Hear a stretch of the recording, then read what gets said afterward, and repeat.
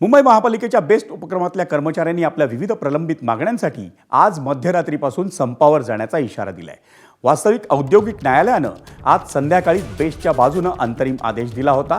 या प्रकरणात बेस्ट कामगार संयुक्त कृती समितीशी संबंधित युनियनचे कर्मचारी आणि वेट लीज ऑपरेटर यांना 18 जूनच्या मध्यरात्रीपासून संप करण्यास तात्पुरती मनाई करण्यात आली आहे। पण त्यानंतरही बेस्टच्या वाहतूक विभागातील चालक वाहक आणि वीज विभागातील कर्मचारी या संपात सहभागी होणार असल्याची माहिती आहे।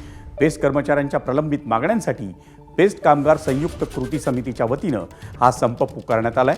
पण शशांकराव आणि प्रसाद लाड यांच्या नेतृत्वाखालील बेस्ट कर्मचाऱ्यांची युनियन या आंदोलनामध्ये सहभागी नसल्याची माहिती आहे। ट्रान्सपोर्ट आणि वीज पुरवठा सुरळीत राहील असा दावा प्रसाद लाड यांनी केलाय। आपल्यासोबत स्वतः आमदार प्रसाद लाड आहेत। प्रसादजी, नेमकी काय माहिती आहे या संपाबाबत आणि आपल्या युनियनचे कर्मचारी यात सहभागी होणार नाहीयेत? एक असं आहे की बीएसटी मध्ये दोनच युनियन सगळ्यात मोठ्या प्रमाणावर आहेत, ज्यामध्ये सन्माननीय शशांक शरद राव यांची जी युनियन आहे ती बेस्ट कर्मचारी युनियन, त्यांचं बेस्ट चालकांमध्ये प्रभाव खूप जास्त आहे। जवळजवळ 50% कर्मचारी त्यांच्याबरोबर आहेत आणि आमच्या श्रमिक उत्कर्ष सभेमध्ये जवळजवळ 30 ते 35% कर्मचारी आहेत।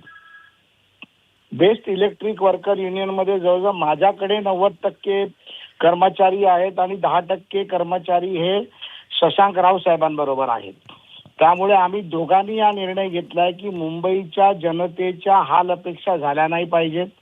शाळा सुरू झाल्या आहेत, कॉलेज सुरू आहेत, ऍडमिशन सुरू आहेत। या परिस्थितीमध्ये उभाटा शिवसेनेच्या लोकांनी काही डमी लोकांना घेऊन जिथे ताकद नसताना देखील टेम्पररी कर्मचाऱ्यांना, जे कॉन्ट्रॅक्ट कर्मचारी आहेत त्यांना बरोबर घेऊन या इकडे संप पुकारलेला आहे। त्याला मेस्मा लावण्यात आला आहे, कोर्टाने देखील त्याला नाही म्हटलंय। पण सरकारच्या माध्यमातून कुठल्याही बेस्ट कर्मचाऱ्यांच्या माध्यमातून आमच्या मुंबईकरांचा हाल अपेक्षा होऊ नये म्हणून मी आणि शशांकराव साहेबांनी हा निर्णय घेतला की या संपामध्ये आम्ही बरोबर नाही। आमचे सर्व कर्मचारी आज रात्री 12 वाजल्यापासून उद्या सकाळी 4 वाजेपर्यंत, म्हणजे परवा सकाळी 4 वाजेपर्यंत त्या संपामध्ये सहभागी न होता मुंबईकरांच्या सेवेसाठी त्या बीएसटी मध्ये राहतील। एकही वीज कुठे बंद होणार नाही याची काळजी आम्ही घेऊ, बस कुठे थांबणार नाही त्याची आम्ही काळजी घेऊ। आणि मी माननीय पोलीस आयुक्तांशी स्वतः बोललोय, शशांकराव साहेब स्वतः पोलीस आयुक्तांशी बोललेत, आम्ही सरकारशी बोललो आहोत, आम्ही बीएसटी प्रशासनाशी बोललो आहोत। जे कर्मचारी यामध्ये सहभागी होतील त्यांच्यामध्ये मेस्मा अंतर्गत कारवाई झाली पाहिजे आणि मुंबईकरांचे हाल नाही झाले पाहिजे ही आमची अपेक्षा आहे। धन्यवाद प्रसादजी या सविस्तर माहितीबद्दल। आणि या संपाच्या पार्श्वभूमीवर बेस्ट कृती समितीच्या सदस्यांशी संवाद साधला आमच्या प्रतिनिधीनं। मुंबईत बेस्टचे जे कर्मचारी संपावर गेलेले आहेत आणि या सगळ्या संदर्भात बोलण्यासाठी आपल्यासोबत नितीन नांदगावकर आहेत। आजपासून जे ते कर्मचारी जे ते संपावर गेलेले, काय नेमकी तुमची भूमिका आहे? खरं बघायला गेलं तर मी तुम्हाला कोर्टाची ऑर्डर दाखवतो। कोर्टाची ऑर्डर असं आहे की त्याच्यामध्ये ज्या काय आहेत त्या चर्चा करायला सांगितलेलं आहे। कोर्टाने असं सांगितलेलं आहे की हा संप जर तुम्हाला घेता येणार नाही त्याचा आम्ही आदर करतो, पण त्याचबरोबर त्यांनी हेही सांगितलेलं आहे की बेस्ट प्रशासनाने, सरकारने त्यांच्याबरोबर चर्चा करावी, कृती समितीबरोबर चर्चा करावी आणि निर्णय घ्यावा।